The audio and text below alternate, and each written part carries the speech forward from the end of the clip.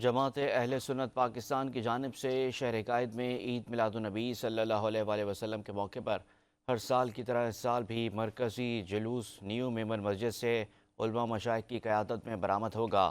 سابق وفاقی وزیر اور جماعت اہل سنت کے مرکزی رہنما حاجی حنیف طیب کا کہنا ہے کہ ہر سال کی طرح اس سال بھی جشن عید میلاد النبی صلی اللہ علیہ وآلہ وسلم نہایت جوش اور خروش سے منایا جائے گا۔ اس حوالے سے مزید تفصیلات جانتے ہیں کراچی سے اپنے نمائندے منظر رضوی سے، جو سابق وفاقی وزیر کے ساتھ موجود ہیں۔ جی منظر بتائیے گا۔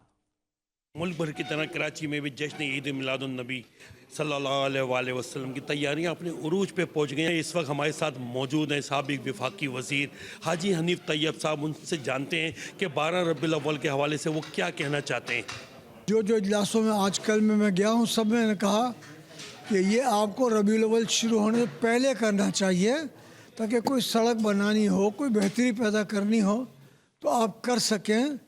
تو انہوں نے اعتراف تو کیا کہ ہم سے کوتاہی ہو گئی، آئندہ خیال رکھیں گے، کوشش ہے، جاری ہے انشاءاللہ۔ کس طرح عید میلاد النبی کی تیاری؟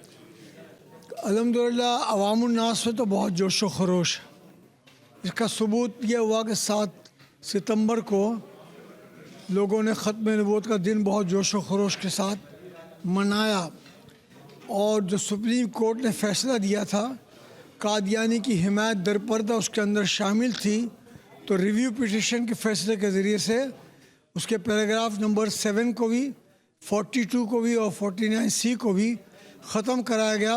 لیکن ہم مطمئن ابھی نہیں ہیں جب تک کہ تفصیلی فیصلہ نہ آ جائے۔ ابھی مختصر فیصلہ آیا ہے، تفصیلی فیصلے تک ہم نظر بھی رکھیں گے اور محتاط بھی رہیں گے۔ حاجی حنیف طیب کا کہنا ہے کہ اس سال بھی جوش و خروش سے 12 ربیع الاول جو ہے وہ منایا جائے گا۔ جی